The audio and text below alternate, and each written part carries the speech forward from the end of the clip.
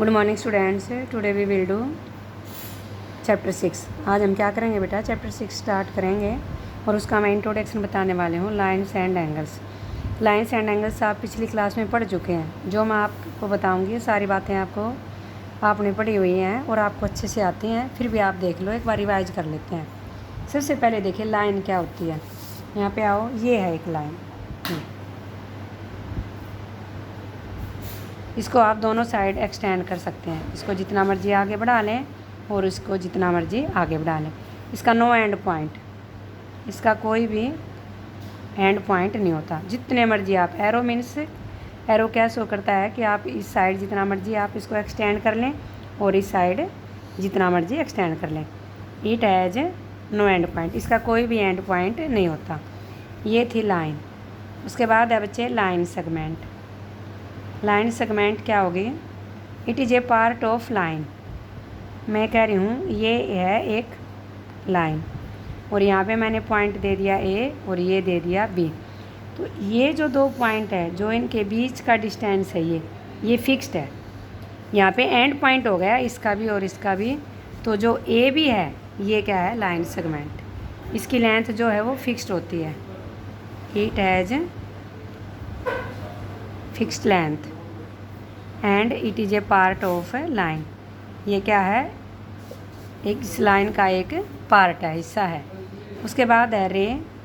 रे क्या होती है? इसका एक स्टार्टिंग पॉइंट होगा। ये it has one starting point, या यहाँ से स्टार्ट करें इस साइड से भी तो इसको आप स्टार्टिंग पॉइंट भी कह सकते हैं और एंडिंग पॉइंट भी कह सकते हैं। इसका सबसे बेस्ट एग्जाम्पल है द सन। हमें पता है सन जहाँ से निकल रहा है वहाँ से उसकी रोशनी निकल रही है, लेकिन कहाँ तक जा रही है हमें नहीं पता। एलईडी लाइट भी कह सकते हैं जो आपके घरों में लगी हुई है, उसको हमें पता है जहाँ पे आप वो बल्ब पूरा लगा हुआ है वहाँ पे देखेंगे कि उसकी जो रोशनी है वो आ रही है, लेकिन कहाँ तक जा रही है इसका आइडिया आप नहीं लगा सकते। उसके बाद है बेटे कोलिनियर पॉइंट्स। कोलिनियर पॉइंट्स क्या होते हैं? जो बिल्कुल स्ट्रेट हों, सीधे, और उसको हम ज्वाइन करें तो क्या बन जाए? एक स्ट्रेट लाइन। ऐसे बहुत सारे पॉइंट्स हो सकते हैं। ये वाले कोलिनियर पॉइंट्स जो जिनको ज्वाइन करने पे एक लाइन बन जाए। और नॉन कोलिनियर पॉइंट्स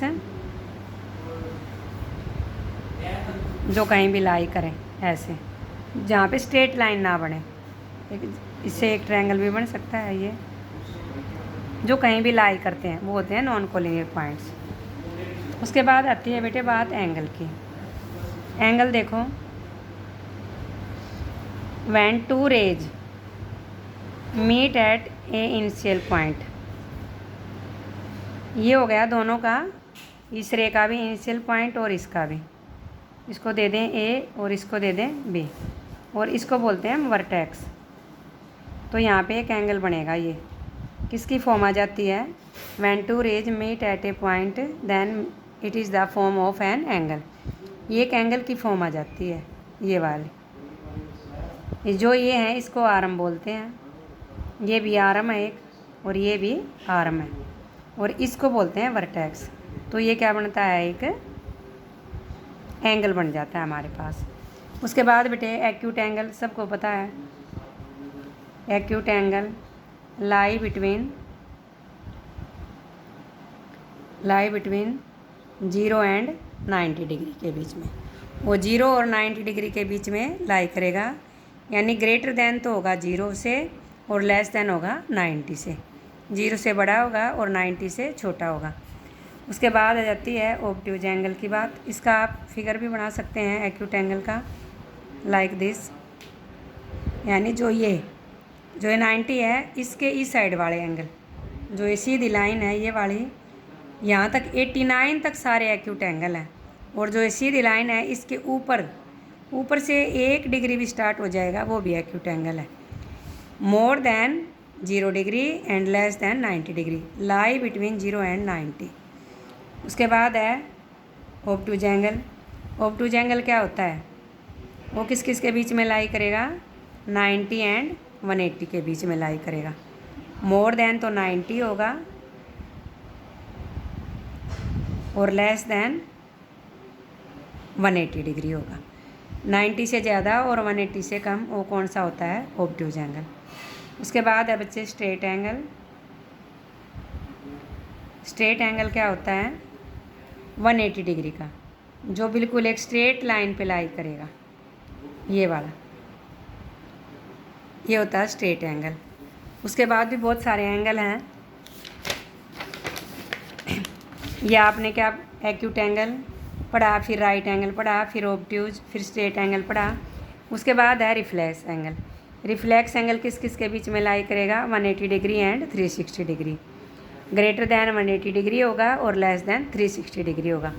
ये देखो, यदि मैं इसको यहाँ से सीधा ज्वाइन कर दूँ डॉटेड लाइन में, तो ये 180 हो गया और 180 से ऊपर आते ही ज़्यादा हो गया, it means reflex.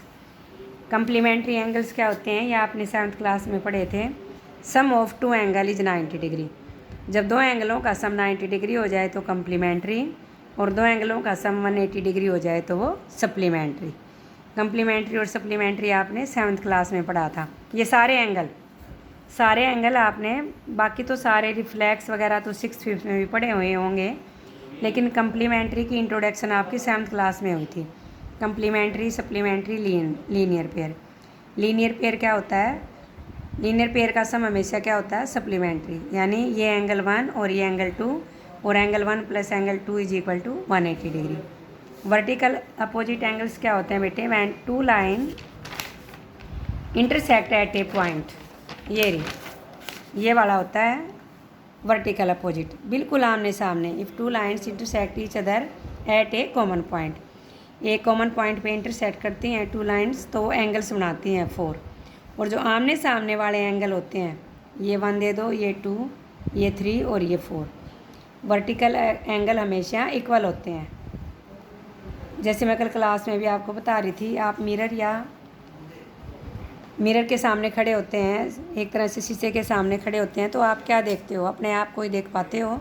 Same to same इसके सामने होता है ये एंगल, बिल्कुल इसके सामने, तो ये सेम होंगे। इसलिए angle 1 is equal to angle 2 और angle 3 is equal to angle 4। तो आज आप इतना ही करेंगे इंट्रोडक्शन में। ओके।